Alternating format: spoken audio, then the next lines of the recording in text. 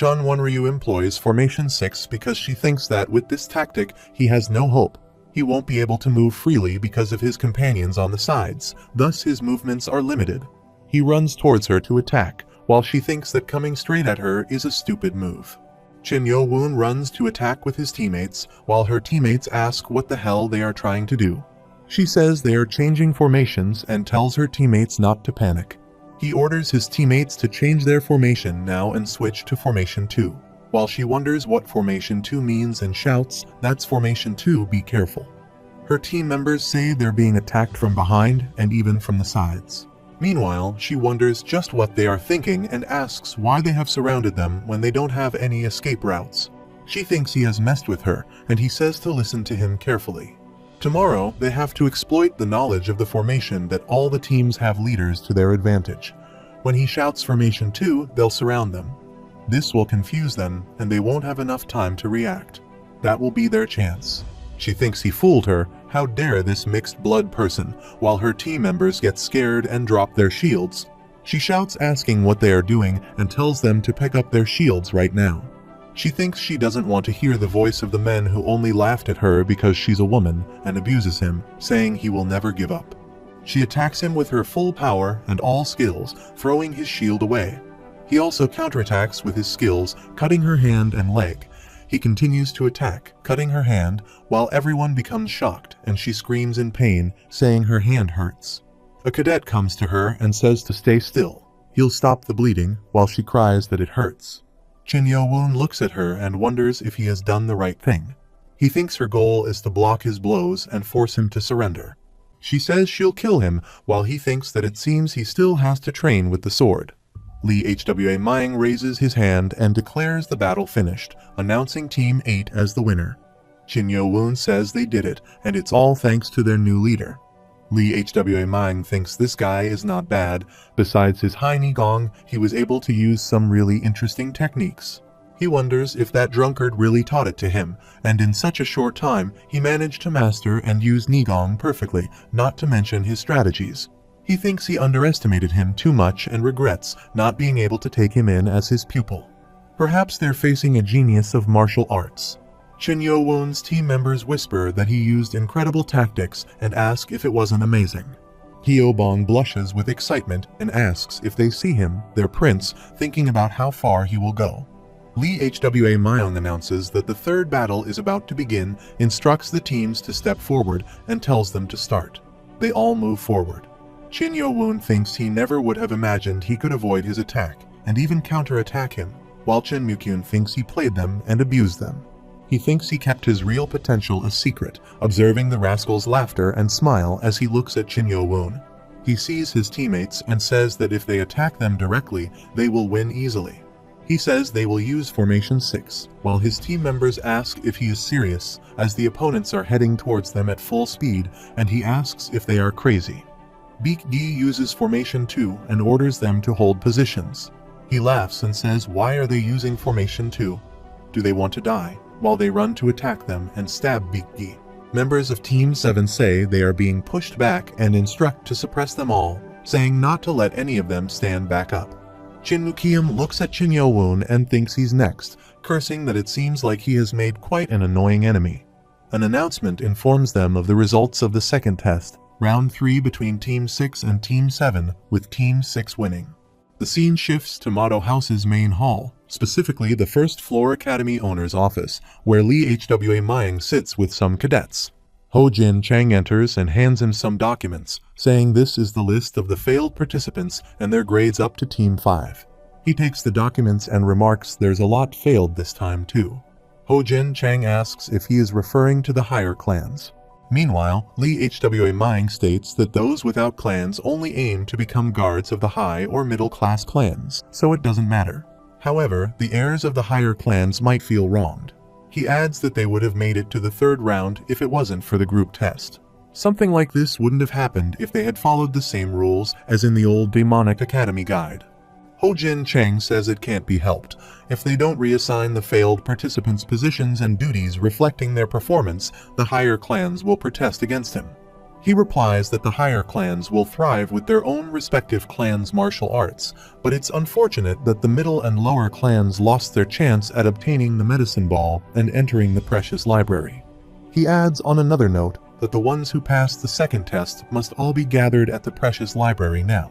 The scene shifts to Mado House's precious library, where Chin Yo-woon arrives and looks at the building, remarking, "This is the precious library." It seems more grand than the main hall of the Mado House. He thinks that the other cadets have already been to the first floor while he was in the infirmary, so does that mean today is the second floor? He looks at the other cadets. Xiao Meng says he put his all into mastering the butterfly sword technique and the spring dance breathing method of the butterfly dance without spending his time on useless stuff.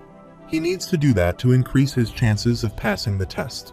He replies that's useless stuff and asks if he means the precious library. Xiao Meng confirms and says he's already learning martial arts on the 4th and 5th floors and thanks his teacher for that, so he shouldn't be disheartened that he wasn't able to go to the first floor of the library. Xiao Meng says there's nothing that can even come closer to his martial arts there anyway and smiles. Chin Yo-woon looks at him and wonders about what he said, but he has a nano machine, and he'll scan as much as he can from both the 1st and 2nd floors. After some time, he goes to the precious library's 1st floor, where Chin Yo-woon remarks that it's his first time seeing so many books in his life and notes that, as expected, he's the only one on the 1st floor. He thinks they are only given 2 house floors, and he needs to hurry, telling Nano that he's going to flick through the precious books, so keep scanning. Nano Machine agrees and says understands, starting to scan 5 arts of blade mastery while he holds a book and flips its pages. Nano Machine informs him that the scan is complete. He takes out another book, and Nano Machine tells him that the scan is starting. After a few seconds, he says the scan is complete, then he scans some other books there. After a while, he takes another book from there and wonders how much time is left. Nano Machine replies that he has 1 hour remaining. He considers how many books he has scanned so far, and Nano Machine replies that including sword mastery, blade mastery, breathing techniques, etc. He has scanned a total of 55 books. He thinks not to send those to his brain yet. It seems like he has only looked at the outer border books. Nano Machine replies that he understands. He wonders if he should try the inner shelves too, while he looks at a pillar where Ho-Jin Chang sits nearby. Ho-Jin Chang thinks he seems quite the expert and wonders if he's the warrior who directs the 1st floor of the library. He wonders why there is a gravestone in the middle of the library anyway. Ho-Jin Chang looks at him while he tries to sneak out and thinks that this is the gravestone that was left behind by the main academy's founder, the Heavenly Demon Ancestor. He looks at him and asks surprisingly what the Heavenly Demon Ancestor is. Ho-Jin Chang explains that he carved it into sapphire. He examines the gravestone and notices there's a poem written here, so he reads it. He wonders what this is and says this was carved in with a finger. Ho-Jin Chang asks if it is not amazing and explains that the ancestor focused his nigong into his finger to write on the sapphire, something that's hard to scratch, even with a sword and a large amount of nigong. Ho-Jin Chang explains that people are normally too focused on trying to read books, so they don't pay attention to this, but he found the ancestor's mighty trace, maybe because he's his bloodline. He replies that he almost walked past it as well, while Ho-Jin Chang says that's to be expected. Who would pay attention to a gravestone like this that the ancestor wrote a poem into, when there are all these books around? He says he has been protecting this place for over 20 years, but no one has ever paid attention to this gravestone, including the descendant of the heavenly family. He adds that anyway, it has taken up a lot of his time, so they should continue with what they were doing. Chin Yo-woon replies that he understands and wonders what that is. He notices traces of sharp objects on the back of it, as if they're hiding something. He calls Nano Machine to analyze the traces. Nano Machine starts analyzing the surface of the gravestone and after some time tells him that the analysis is complete. Nano Machine says that according to the analysis, they are traces left by the sharp blade of a sword. He asks what they mean by a trace of a sword and who would do something like this to the Heavenly Demon Ancestor's gravestone. Meanwhile, Nano Machine responds that according to the analysis of the depths of the traces, it can be seen that 2 people left these traces. He asks who those 2 people are and realizes he can't discern them by just looking at them like this. He instructs Nano Machine to show the sword traces to him in 3-dimensional augmented reality.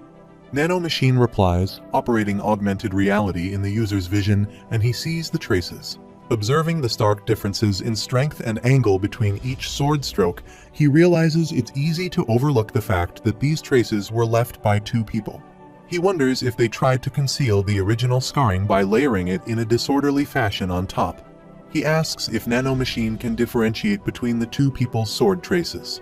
He instructs Nano Machine to get rid of the sword traces, except for the original ones. Nano Machine confirms that it understood. He concludes that these weren't just normal sword traces, but rather a sword movement comprising untold formations. Chen Yo-woon acknowledges that he can't discern the nature of the movement solely from the current observation, indicating a gap in his understanding. He inquires with Nano Machine whether it can analyze these sword traces and simulate them as an augmented video. Nano Machine confirms this possibility, but mentions that knowing the hardness of the sapphire is necessary to analyze the person's strength. He queries about the concept of hardness and its function. Ho Jin Chang arrives and questions why he isn't reading books. Attempting to interject, Ho Jin Chang mentions observing the back of the stone, remarking on its chaotic state, and reflecting on the rumors surrounding the heavenly demon ancestor, leaving a sword technique of his epiphany there. He then seeks clarification on the heavenly demon ancestor's epiphany. Meanwhile, Ho Jin Chang speculates on the motives behind the damage to the back of the object, suggesting it might have been done to restrict access to the ancestor's epiphany. He gazes at Chen Yo-woon, pondering whether the traces are merely acts of vandalism. Ho Jin Chang announces his departure to make rounds, advising Chen Yo-woon to explore further before he leaves.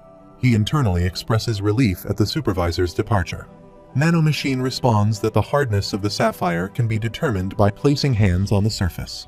He complies and scans his hands, while Nano Machine reports the completion of the hardness investigation. The hardness of diamond, set as the standard with a value of 10, reveals that the sapphire has a hardness of 7. He contemplates the difficulty of the task and ponders who might have distorted the original sword traces with their own. Nano Machine explains that, based on the analysis of the stone's hardness, the sword traces are being simulated as an augmented video. Subsequently, a holographic figure materializes before him, prompting him to inquire about its identity. Nano Machine responds that it cannot engage in conversation. He questions whether the hologram just attacked him, to which Nano Machine clarifies that the sword trace simulation is commencing. The holographic figure begins practicing swordplay. Observing the movements, he wonders if they constitute a single movement, while Nano Machine explains that the analysis indicates all the formations are interconnected, constituting one movement according to his martial arts perspective. Surprised, he reflects on the complexity of the analysis, even comparing it to the intricate butterfly sword technique composed of 8 formations. He reflects on the complexity of the technique, acknowledging that it took him half a year to master a similar one, yet this surpasses it by far. He deems it impossible to negate this technique and expresses surprise at encountering such an opportunity on the first floor of the library, despite having low expectations. Requesting Nano Machine to preserve the movement from earlier for later transfer, he receives confirmation from Nano Machine. Reflecting on how he could have easily overlooked this treasure due to the messy sword traces, he contemplates the identity of the perpetrator, considering them to be quite malevolent. Despite this, he realizes that he alone has gained access to this movement and perhaps should be grateful. Nano Machine reports that after cleaning up the traces, they have discovered 45 interconnected movements through analysis. He inquires about the findings, to which Nano Machine responds that 45 movements have been identified through analysis. He realizes that the traces were not meant to conceal the technique, but rather represent distinct sword movements. Considering this, he suggests simulating the sword movements sequentially as an augmented video. Nano Machine confirms understanding and initiates the simulation, displaying the first sword movement followed by the 2nd, 10th, 20th, 30th, and so forth. He observes the increasingly flawless execution of the movements. Nano Machine announces the completion of the augmented video simulation. He then asks Nano Machine if it can pit the initially saved sword movement against the 45th sword movement in a simulated battle through augmented video. Nano Machine confirms its feasibility and activates battle mode in the augmented video, initiating a duel between the two holograms. He observes them and realizes that it has been nullified, with the first movement appearing almost perfect except for one formation. He concludes that the intention wasn't just to erase the previous movements. Rather, the 45 sword traces represent the extensive effort to nullify the original movement. He summons Ho Jin Chang and informs him that he has a question, asking if the sapphire gravestone is exclusive to the first floor. Ho Jin Chang responds that he has only worked on the first floor, so he isn't certain, but he has heard that there's one on every floor. He decides to proceed to the second floor and instructs Nano Machine to prepare for their journey. The scene transitions to the second floor of the Motto House's prestigious library, where Chin Yo-woon arrives. He observes other cadets and concludes that they are not finished yet, surmising that since it took 2 hours to reach the first floor, it must take 3 hours to reach the second floor. He identifies a cadet as Chin Yu-chan from the Sword Clan and notes that other clan heirs did not bother to come here, likely due to their overconfidence in their own clan's martial arts. He considers Chin Yu-chan to be a cautious individual for studying low-level martial arts and decides to be more vigilant around him compared to others. He locates the gravestone and confirms his suspicions, noticing that the surface is entirely covered with sword traces. He instructs Nano Machine to analyze the sword traces on the second floor, similar to what it did on the first floor. Nano Machine confirms understanding, identifying the same sword traces as those found on the first floor. He elaborates that the first sword trace comprises 24 formations, while the traces left by the other person consist of 56 sword movements. He wonders why 56 movements are necessary and speculates that more research was conducted to nullify the original movement compared to the first floor. He expresses the desire to check it immediately, but acknowledges the challenge due to the presence of many observers. He instructs Nano Machine to extract and save only the sword movements. Nano Machine acknowledges the command, and he anticipates acquiring 4 exceptional movements, eagerly awaiting the transfer to his brain and body. He then instructs Nano Machine to commence the scan. The cadets sit and read books, casting glances at him while whispering about his actions. Another cadet remarks that it's difficult to learn anything by reading each word slowly, yet he's just skimming through everything. Chin Yu-chan disagrees, emphasizing the need to focus, while another cadet dismisses the importance of paying attention to him, citing the limited time they have left. Chin Yo-woon selects a book from the shelf and scans it, prompting Nano Machine to announce the completion of the scan. Chin Yu-chan observes Chin Yo-woon flipping pages rapidly before returning the book to the shelf. Nano Machine reports that a total of 156 books have been scanned thus far. He instructs Nano Machine to analyze all the books scanned today and save the data to the program. Nano Machine acknowledges his command, and he thinks this should suffice. Now, the only task remaining is to recall Xiao Meng's advice about the original butterfly sword technique being among the top 10 martial arts in the main academy. However, he reminds himself not to be overly confident regardless of his martial arts skills. He reflects on the importance of exceptional understanding and the necessity of practicing formations and movements hundreds and thousands of times to master martial arts properly. Moreover, he emphasizes the significance of experience, citing his teacher's own hardships and challenges in understanding martial arts through battles with enemies. He reflects that the Academy offers a valuable opportunity to gain experience by engaging in combat with individuals from different clans and those without affiliations. Returning to the present, he considers that all that remains is to test Nano's augmented reality ability. If everything goes as planned, he will be able to gain diverse hands-on experience. The supervisor finishes writing and informs him that he can leave.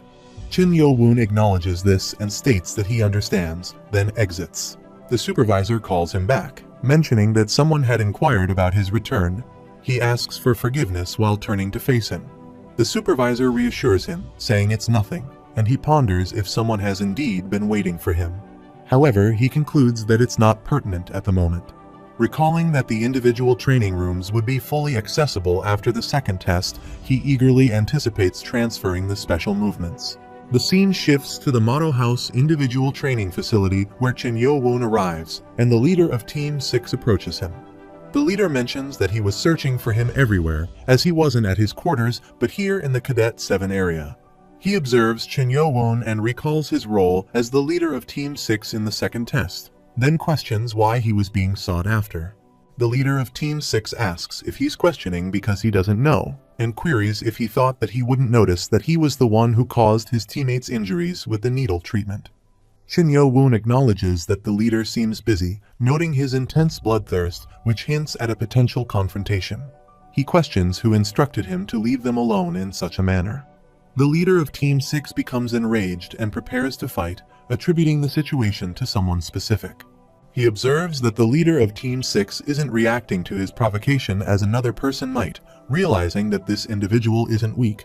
He acknowledges the need to take the confrontation seriously as he intercepts him. Chen Yu-chan arrives and remarks that they're being ignored. The leader of Team 6 shouts, and Chen Yo-woon identifies Chen Yu-chan as a member of the Sword Clan. Chen Yu-chan acknowledges the focus of both leaders, impressed by their achievement in passing the second test. He apologizes for the interruption, but mentions he has been waiting for some time. He requests permission to speak with Chen Yo-woon first, stating it will only take a moment, and positions himself between them to facilitate the conversation. The leader of Team 6 wonders why a clan heir is yielding to another cadet and questions what Chen Yu-chan means by asking to speak with him first. He expresses frustration, urging Chen Yu-chan to leave and stating he's been searching for Chen Yo-woon all day, feeling increasingly irritated. Meanwhile, Chen Yu-chan inquires, is that so? What should he do? He mentions he waited to see him. The leader of Team 6 thinks Chen Yu-chan dares to look down on him. Chen Yu-chan observes that he's quite feisty, and then considers something. Chen Yo-woon contemplates whether Chen Yu-chan's skills are advanced, having nullified the movement he saw with a simple formation. He places his hand on the leader of Team 6's shoulder, noticing how easily he's subdued despite not being in a proper stance. He wonders if there's an injury to his ribs or something else affecting his balance and arm stiffness when he moves. Chen Yo-woon concludes that the leader of Team 6 is definitely not on the level of an average cadet, even in his original physical condition. Chen Yu-chan assures him it will only take a moment, so he should wait there. The leader of Team 6 responds indifferently, saying they can do as they please, then jumps away. Chen Yu-chan remarks on the leader's short temper and laughs. Chen Yo-woon observes him and wonders what business he has with him, questioning if he's attempting to assert dominance before the next tests. He realizes that regardless of the reason, he won't be able to confront him with just his skills. He summons Nano Machine to activate Augmented Reality Battle Tutorial Mode and set it to the Butterfly Sword technique. Nano Machine acknowledges, activating Augmented Reality in the user's vision and initiating Action Command Mode for the battle tutorial, then sets it to the Butterfly Sword technique. Chen Yu-chan interrupts him, asking why he's so tense, stating that it's understandable given his position. He advises him not to be overly cautious, as this is just their first meeting as brothers sharing the same father, then greets him warmly, calling him brother. Chen Yo-woon questions Chen Yu-chan's use of the term brother, wondering if he's mocking him. Chen Yu-chan responds, asking if he's disliked to such an extent, suggesting that his current behavior is understandable given the treatment he received from the 6th clan in the past, and questioning if he expected a warm greeting. Chen Yo-woon asks when he learned about that. Chen Yu-chan denies having prior knowledge, stating that he simply wanted their first meeting to be pleasant because he now admires him, mentioning that they both follow the path of the sword. Chen Yo-woon retorts, questioning if that's a sufficient reason. Chen Yu-chan asserts that it is indeed the reason, recounting his surprise when he severed the arm of the heiress of the Sound clan, claiming to have become a fervent admirer of his skills. Chen Yo-woon dismisses this as nonsense and urges him to reveal his true intentions. Chen Yu-chan admits that it may take more time to establish trust, but states unequivocally, addressing him as a brother, that he should work for their sword clan. Chen Yo-woon expresses surprise at Chen Yu-chan's statement, suggesting that such a proposition would naturally catch him off guard, and inquires if he's serious. Chen Yu-chan asserts that he's been waiting for him in front of the library the whole time and questions if he thinks he's joking, emphasizing that while he may not be viewed as an enemy by others, he personally does not see him in that light. He expresses a desire for him to join the Blade clan and stand by his side for protection, prompting him to ask if he's suggesting he give up his position as a clan heir. Chen Yu-chan counters, asking if that's how it sounded, but acknowledges that it would indeed be a challenging decision. Chen Yo-woon seeks clarification, asking what he means by that. Chen Yu-chan responds by affirming that he's heard that if they both pursue the path of the sword, they will inevitably clash, but he believes he stands no chance against him. Nevertheless, he declares himself to be his fervent admirer and suggests that their futures will be brighter if they walk this path together, questioning if he finds this prospect remarkable. Meanwhile, Chen Yo-woon contemplates whether this implies that Chen Yu-chan does not even regard him as a potential opponent. He firmly declines, prompting Qin Yu-chan to inquire about his response. He states that he will make a different request, that Qin Yu-chan refrain from hindering him as he won't be able to withstand him, ensuring at least his survival. Nano Machine alerts that potent energy is swiftly converging onto the enemy's right hand, advising to employ the second formation of the butterfly dance, the light butterfly circular movement, after stepping half a pace to the left. Qin Yo-woon considers this as the beginning and swiftly takes off running, prompting laughter from Qin Yu-chan. Nano Machine observes that the intense energy focused on the right hand is dispersing, suspending the opponent's intent to attack. Qin Yu-chan acknowledges that he felt a momentary anger, but upon further reflection, he found it amusing and admits that Qin Yo-woon not obstructing him is rather admirable. He thinks to himself that although Qin Yo-woon's mouth is smiling, it seems like a futile effort. Qin Yu-chan mentions they will cross paths again since they share the same journey. Nano Machine alerts that potent energy is being focused onto the enemy's right hand. Qin Yu-chan contemplates the intense energy, recognizing it as Blade Kai, but he believes he lacks the strength to pose a life-threatening threat. He reflects on Qin Yo-woon's ability to disperse Blade Kai with his bare hands, indicating his maturity, and recalls the rumors about him contending with Qin Mu-yeon from the Dark Clan for the clan heir position, suggesting they are on different levels. Meanwhile, Qin Yu-chan declares that he will meet Qin Yo-woon next time and departs. Qin Yo-woon curses inwardly, realizing he overestimated his abilities after defeating Qin Mu-kyeom and orchestrating Qin Won-ryo's expulsion from the academy. He reminds himself not to rush and understands that his goal is not merely to catch up to them, but to dominate over them. Reflecting on the recent encounter, he notes that he anticipated Qin Yu-chan's attack and planned to sever his right arm in one swift motion. However, Qin Yu-chan evaded his strike before he could even disperse the Blade Kai, distinguishing himself from others. The scene shifts to the Motto House individual training room, where Qin Yo-woon enters and inquires if it is indeed the individual training room. He observes the dimensions, noting that both the width and length are approximately 25 meters, forming a square shape. He deems the space not spacious enough for practicing formations while utilizing shadow steps. Upon tapping on the wall, he concludes that it is quite thick, which may allow him to study without disturbance.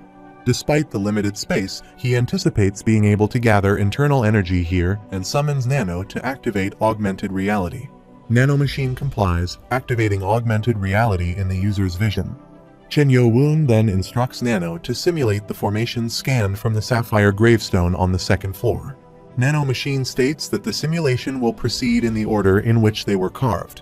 Qin Yo-woon reflects that it is faster and more complex than the one from the first floor. Even if he uses the last formation of the butterfly dance, he won't be able to block even one movement. He contemplates how many people would be able to block such a formation. Nano Machine responds by simulating the formation left by the other person in chronological order, from the 1st to the 56th. He thinks it's insane and realizes that mastering a sword technique like this requires complete dedication to swords. He reflects on the process of perfecting one formation and notes that by the 56th attempt, the awkward and unnatural formation becomes so perfect that it sends shivers down his spine. He instructs Nano Machine to pit the originally carved formation against the 56 other formations in order. Nano Machine acknowledges and activates the battle mode, sequencing the formations with the sword formations as focal points, starting with the 1st, 2nd, 3rd, 10th, and lastly the 56th, and then declaring victory. He then sits down and engages in meditation. Nano Machine informs him that the augmented reality simulation has been completed. He reflects that it's just like on the first floor, where the initial formations were annulled with only a one movement difference. He ponders what would happen if he were to confront this initial formation with the butterfly dance and the light butterfly circular movements. He reflects that initially, the sword formation couldn't block a single one of the movements from the absolute formation carved on the back. He decides to give it a try, observing the avatar, and believes there must be a way to counter it using the butterfly dance. He begins practicing with the avatars, attempting to defeat each other. Nano Machine reports that neuron activity in the user's brain is increasing rapidly, stimulating blood pressure points due to the energy flow, and the user's energy in the lower abdomen is increasing and becoming active.